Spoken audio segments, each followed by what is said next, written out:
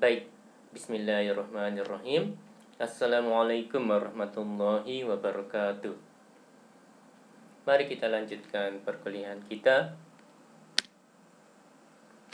Oke, topik perkuliahan kali ini adalah analisis lingkungan organisasi.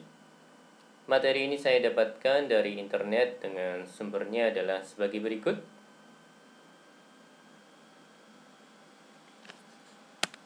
Oke, pengertian lingkungan organisasi. Lingkungan organisasi adalah elemen-elemen di luar organisasi yang mempunyai pengaruh terhadap kehidupan organisasi. Ya, ada 2 poin kalau menurut slide ini. Yang pertama adaptasi fisik, yang kedua bertahan hidup.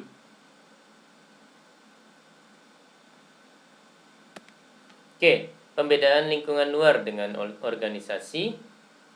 Menurut pendekatan simbolis interpretif, batas lingkungan dan organisasi adalah produk dari kesepakatan bersama.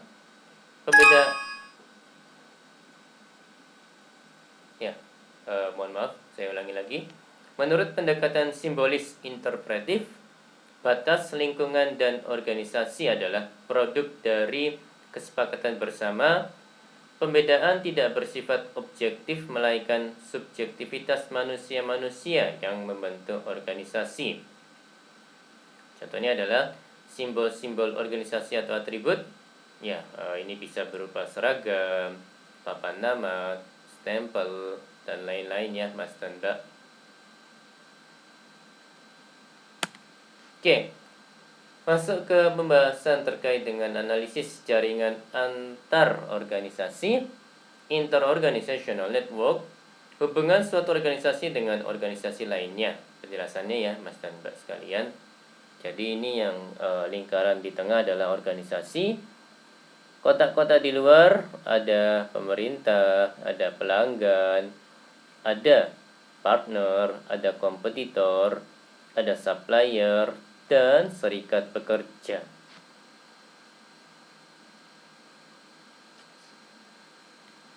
Oke, analisis jaringan antar organisasi, ya, interorganizational network. Analisis jaringan bersifat fungsional yang digunakan para manajer atau administrator untuk menetapkan hubungan organisasi dengan organisasi lain yang bertujuan untuk menetapkan strategi organisasi. Organisasi dapat melihat posisinya dan menentukan tingkat hubungan yang harus dijaga dengan organisasi-organisasi lain yang terkait.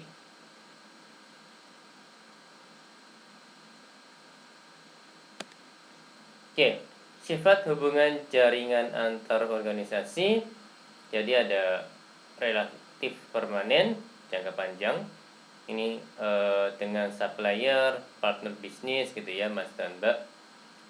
Ada yang bersifat sementara, jangka pendek. Ya, ini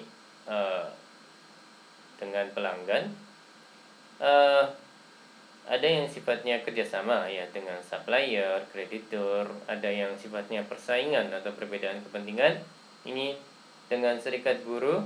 Dan ada yang sifatnya regulatif. Ya, ini dengan pemerintah ya, Mas dan Mbak sekalian, kalau saya tidak salah. Oke, analisis lingkungan umum, general environment. Analisis lingkungan umum menganalisis lingkungan organisasi berdasarkan faktor-faktornya, seperti faktor politik, ekonomi, sosial, teknologi, dan lain-lain. Jadi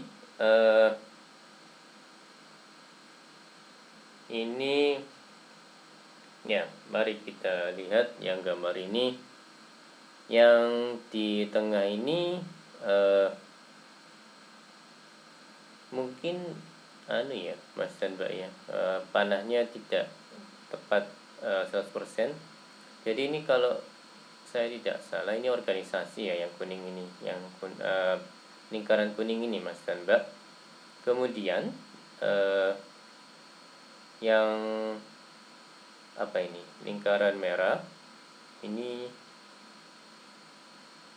budaya. Nah, ini yang Mungkin ya, kalau saya tidak salah ini budaya sosial gitu ya. Agak membingungkan juga. Masyarakat ini yang sepertinya yang ya, lingkaran luar ini yang berwarna hijau ini, Mas dan Mbak. Jadi ada kemungkinan yang ini bisa jadi budaya, ini bisa jadi sosial gitu ya, Mas dan Mbak ya. Oke, lingkungan jauh. Analisis lingkungan jauh pada umumnya mencoba menggambarkan setting sosial budaya di suatu negara atau wilayah yang secara permanen memberikan pengaruh pada organisasi. Faktor-faktor analisis lingkungan jauh ya ada sosial, ada budaya, ada hukum, ada politik, ada ekonomi, ada teknologi, dan ada alam.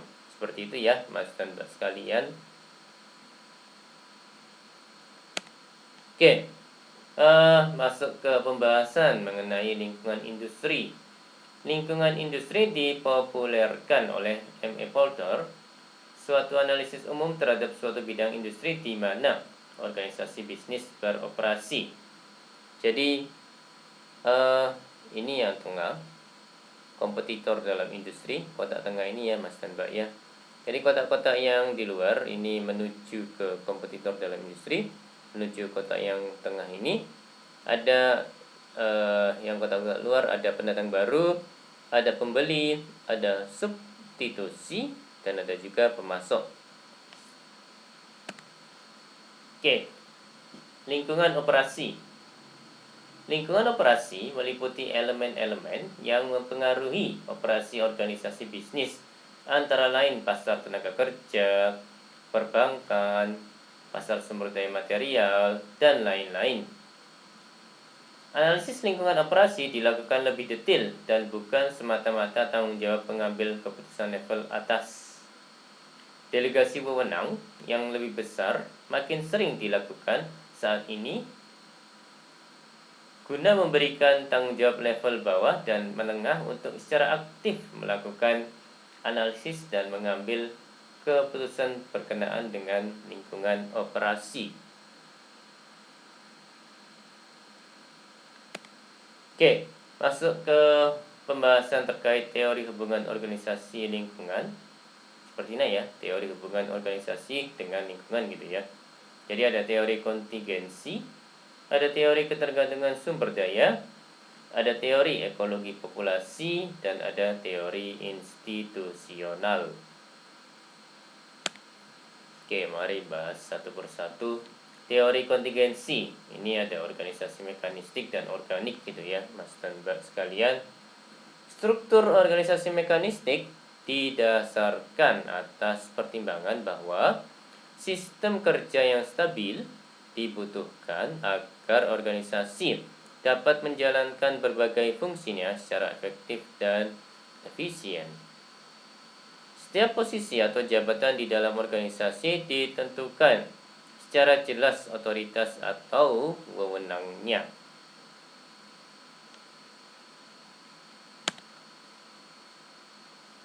Struktur organik mengandalkan kreativitas dan daya adaptasi individu dalam melaksanakan tugas-tugasnya. Anggota organisasi memiliki ruang yang lebih luas untuk menyesuaikan berbagai tugasnya sejalan dengan perubahan lingkungan yang dihadapi.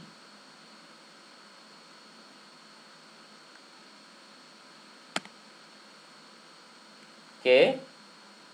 Teori kontingensi menyimpulkan bahwa efektivitas masing-masing tipe struktur organisasi bergantung pada jenis lingkungan yang dihadapi. Untuk organisasi mekanistik, lingkungan relatif stabil, maksudnya cocok pada lingkungan yang relatif stabil gitu ya, kalau saya tidak salah. Dan organisasi organik ini cocok dengan lingkungan yang sering berubah gitu ya Mas dan Mbak ya, kalau saya tidak salah.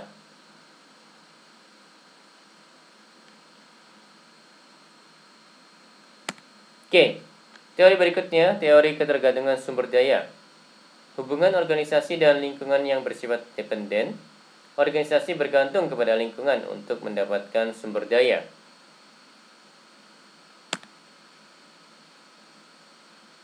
Oke, ini ada soal latihan ya, Mas dan Mbak ya. Silakan dibaca sendiri slide ini. Oke, untuk dua teori lainnya, ya silakan Mas dan Mbak mencarinya sendiri gitu ya, Mas dan Mbak ya. Baik, demikian perkuliahan kali ini. Ya, terima kasih atas perhatian dan waktunya. Mohon maaf kalau ada kata-kata yang salah. Saya akhiri. Wassalamualaikum warahmatullahi wabarakatuh.